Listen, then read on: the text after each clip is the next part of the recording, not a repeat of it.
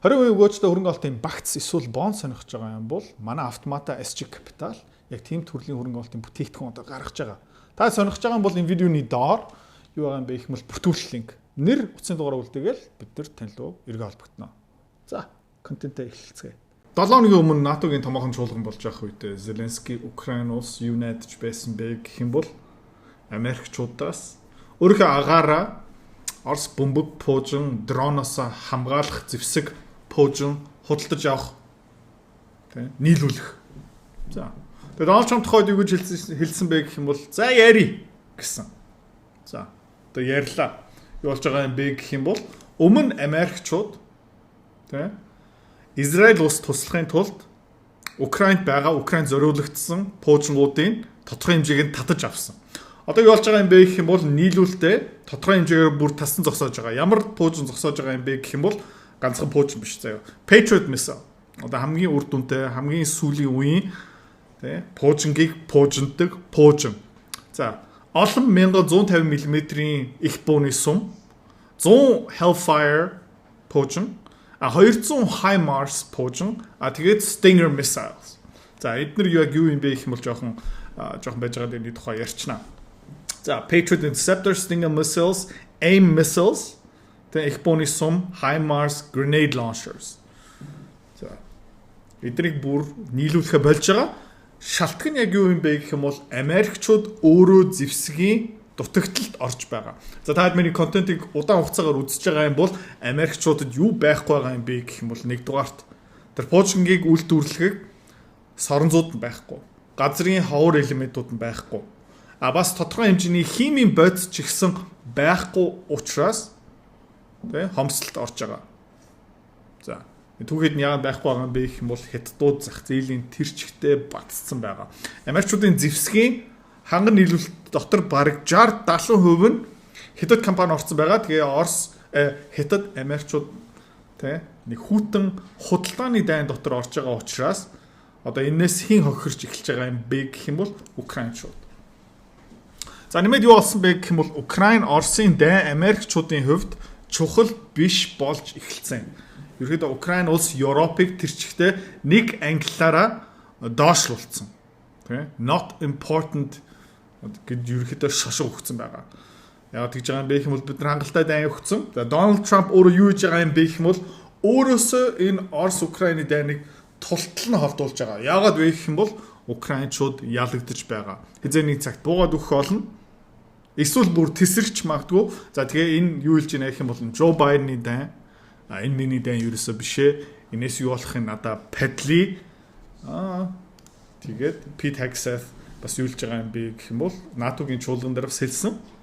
Тэгээ Европын малаалагч нар, улс төрч нар энэ үүргийг хариуцах ёстой. Европ бол манай континент бол биш. Тэгээ Европ хамгаалах нь одоо бид нар хангалттай ажил хийлээ. Европчууд өөрөө энийг одоо хийх ёстой. За, тэгээ сүүлийн үед Украин өөрийнхөө агаараа хамгаалж чадахгүй болж байгаа учраас Оросууд тултал нь бөмбөгдөж байгаа. Жишээлбэл зүгээр өнгөрсөн сард 6 сард Оросууд 5337 Shahed дрон Украин руу явуулсан. За, ямар дрон юм бэ гэх юм бол ерөөхдөө Иранчуудын санаачилсан барьж байгаа дрон. Shahed 136 дроныг үйлдвэрлэхэд ойролцоо $20-50,000 өртөгтэй. Тэгээд тагнуулын нууц мэдээллээс задарсан юу юм бэ гэх юм бол Оросууд 6,000 Shahed 136-гийн дроныг нэг ширхгийг $193,000-аар 2023 онд авч исэн. За, эндээс бас юу орж болох юм бэ гэх юм бол зэвсгийн 8 ямар амар ашигтай байгаа юм бэ харж гин үү? Өртгөө 4 нуглаал баг зарч штэ. За, тэгээ Patriot missiles, Stinger missiles, HIMARS ерхэд ямар үнэтэй юм бэ? Ягаад ийм ач холбогдолтой юм бэ гэх юм бол хэдүүлээ харцгаая. За, Raytheon үйлдвэрлэдэг 1969 онд ерөөхдөө зах зээл дээр гарсан. Энэс хойш ерөөхдөө олон апдейт орсон. За, үйлдвэрлэхэд 2022 оны байдлаар үйлдвэрлэхэд нэг юм Stinger-ийн пуужингийн систем ингээ үйлдвэрлэхэд $1 триллион. Окей? 12 ширхээрээ оюу толгой барьчин гэсэн үг.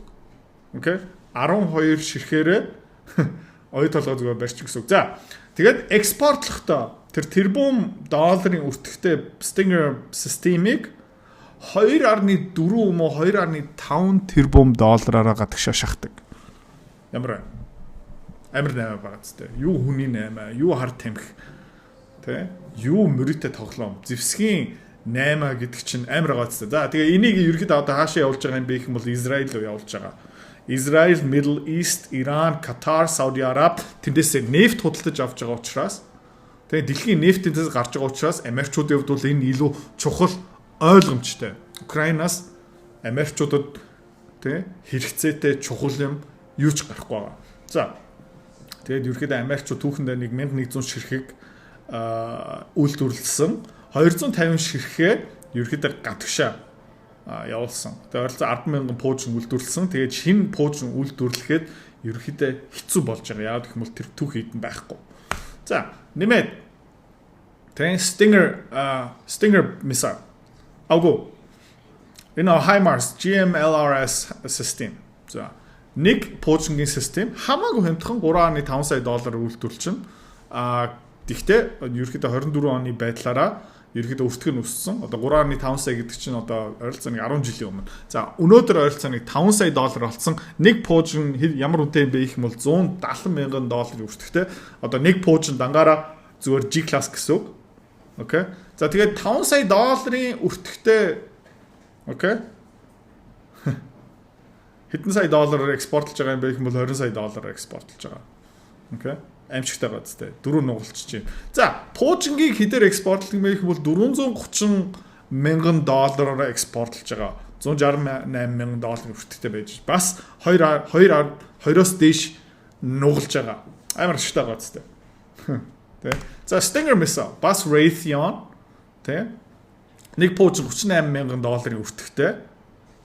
Тэ. Ерөөдөө анх үйлдвэрлэхдээ 1980 онд өнөөдөр бол 120 мянган доллар болцсон байгаа. Гэхдээ хэдээр зарж байгаа юм бэ? Хэдээр нийлүүлдэг юм бэ? Хэдээр шахдаг юм бэ? Одоохондоо тодорхойгүй. Ерөөдөө жижигхэн танк юм уу? Ачааны машин дээр эсвэл баг цэрэг бас зөөврийн одоо тийм rocket launcher-аас энийг юунд ашигладаг юм бэ гэх юм бол дрон тэр Shahed дроны эсрэг одоо пуужин гэсэн үг. За тэ The Hague чуулган дээрээ Дональд Трамп ерөнхийдөө бид нар ингээ хайгаад үзье нийлүүлэх боломж байгаа юм уу үгүй мүү хэдүүлээ судлаадахыг. Гэхдээ энэ пуужингийг ерөнхийдөө хүн болго авмаар байгаа. Ерөнхийдөө хомсдол орж байгаа. Израиль, Иранд биднэрт бас хэрэгтэй. Тэгээд яри. Тэгээд Дональд Трамп одоо юу хийж байгаа, тактик, стратеги нь юу юм бэ гэх юм бол маш ойлгомжтой болж эхэлж байгаа. Дональд Трамп ирэх барьснаас хойш Украин ямар нэгэн байдлаар дэмжлэгийн мөнгө зэвсэг шинээр ерөөсө батлаагүй. Тэ Украин $1 өгөөгүй байгаа. Өмнө батлагдсан мөнгө нь урсчил байгаа. Шинэ юмыг ерөөсө батлаагүй. Тэгээ батлах шинжгүй ах шиг байна. Яг гэх юм бол өөрөөсөө холдуулж байгаа. Яг гэх юм бол Украин нэг хамгаалах боломжгүй. Ялах боломжгүй. Оросууд угаасаа цөмийн зэвсэгтэй. Тэгээ Оросуудтай ер нь жоохон найрсаг харилцаагаа үүсгэх гэж үзэж байгаа Дональд Трамп. Гэхдээ цаанаас deep state нь яах гэж байгаа бас тодорхойгүй тийм. За тэгээ дайны болж байгаа юм бэ гэх юм бол та харж байна. Донецкийн областын ойролцоо одоо 70% нь эзлээд авцсан. Курск област Украинчууд оргилцэгтэй ойролцоо 3% нь эзлээд авцсан байсан. Одоо ерөөхдөө бүгдийг нь алдсан. Одоо бүр Суми област дээр Украинчууд өөрөө талбай нутгийг алдчихж байгаа. 2 сарын өмнө Луганск областын Оросууд ерөөхдөө 99% нь авцсан байсан. 7 сарын 1-ээс ахуулаад одоо өчигдрөөс ахуулаад Оросууд юу зарласан бэ гэх юм бол бид нар тэг манай Орос Луганск областыг тэр чигтээ эзлээд авцсан. Чөлөөлцсөн гэсэн үг.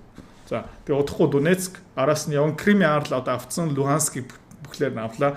Удахгүй Донецк тэгээд Одесса руу орох магадлал нэмэгцээр л байгаа. Удахгүй бас Днепропетровск, Днепр голыг ингээд авчих юм бол дайн дараагийн шатанд хүрч байгаа. Цэргүүд нь дуусч гин Украины тал дээр, пуужингууд нь дуусч гин, үйлдвэрлэх хүчин чадал нь дуусч гин, мөнгө санхүүжилт нь бас ерөөхдөө дутагдлалд орж байгаа. Тэгээд зарим шинжээч нь юу гэж хэлж байгаа юм бэ гэх юм бол Орос Украины дайн ойролцоо 6-аас 9 сарын дараа ерөөхдөө эцсийн цэгтээ хүрнэ. Тэг харамстай юм юу юм бэ гэх юм бол дайн дуусах үедээ хамгийн олон хүмүүс нас бардаг. За, тэгээд Украин дотроо бас хүмүүс ерөөхдөө харгас болж эхэлж байгаа. Тэ? Порошенко таад мэдэх юм бол Рошен гэсэн чоколадыг үйлдвэрлэдэг хүн өөрөө тэр бомбтон өмнө бас Украин улсын ерөнхийлөгч байсан. Юу хэлж байгаа юм бэ гэх юм бол Зеленскигийн хийж байгаа юм. Тэ? Орос юм уу Путинтэй яг адилхан. Яг гэх юм бол Зеленский юу хийж байна гэх юм бол сонгуулийг хааж байгаа. Украин улс төрчдөр ингээ хэрэг мэрэг үүсэж байгаа. Петр Порошенко дээр ерөнхийдөө хэрэг үүсгээд юу болж байгаа юм бэ гэх юм бол тэ мань хүн ерөнхийдөө дараагийн сонгуул дээр оролцох боломжгүй болж байгаа гэсэн.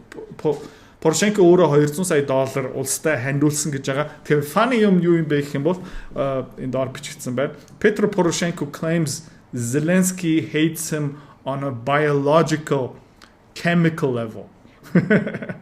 Зеленский Порошенког эсийн төвшөнд, химийн төвшөнд үзээ яддаг. Одоо жишээлбэл Зеленский нэг аяг ус ингээ уучих юм бол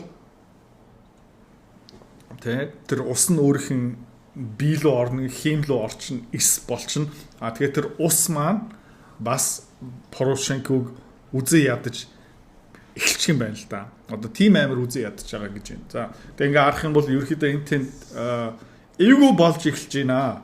Тэ Украинчууд ерөөхдөө удахгүй жижиг болох нь ерөөхдөө тодорхой. Америкчуудын дэмжлэг одоо угаасаа байхгүй. Тэгээ Америкчууд дэмжихгүй юм бол, санхүүжлэхгүй юм бол, зэвсэг өгөхгүй юм бол Европчууд угаасаа дампуурлын ирмэн дээр явж байгаа өөрөө зэвсэг үйлдвэрлэлийн хүчин чадал бас ерөөсөө байхгүй. Үйлдвэрлэхийн тулд аж үйлдвэрүүд нь байхгүй. Үйлдвэрлэхийн тулд бас хямдхан эрчим хүч бас байхгүй. Тэгээд ерөөхдөө энэ дайн яг хаашаа явж байгаа юм бэ гэх юм бол тодоос тодорхой.